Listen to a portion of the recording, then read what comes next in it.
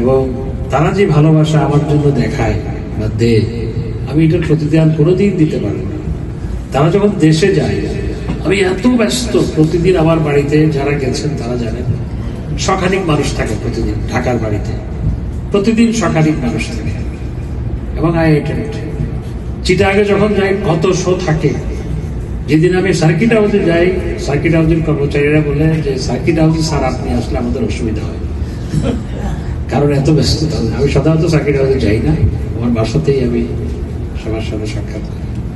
তো আপনারা গেলে আপনারা যেভাবে এখানে আতিথেয়তা, হৃদ্যতা যেটা দেখান, আমি সেটার প্রতিদান দেশে গেলে দিতে পারি না। এই জন্য আপনাদের কাছে ক্ষমা চাই। আমি এভাবে হাড় ভাঙা পরিশ্রম করে এবং সেই টাকা আবার দেশে পাঠান, এই জন্য আমি দেশের মন্ত্রী হিসেবে কৃতজ্ঞতা জানাচ্ছি, একজন বাঙালি হিসেবে, বাংলাদেশি হিসেবে আপনাদের প্রতি কৃতজ্ঞতা জানাচ্ছি। এখানে একজন বলেছেন যে আমেরিকায় যারা থাকে বা কানাডায় যারা থাকে অনেকেই টাকা পাঠায়, আবার অনেকে দেশ থেকে টাকা নিয়ে যায়, ঘর বাড়ি বিক্রি করেও টাকা নিয়ে চলে যায়। তো কিন্তু সৌদি আরবে, মধ্যপ্রাচ্যে সেটি নয়।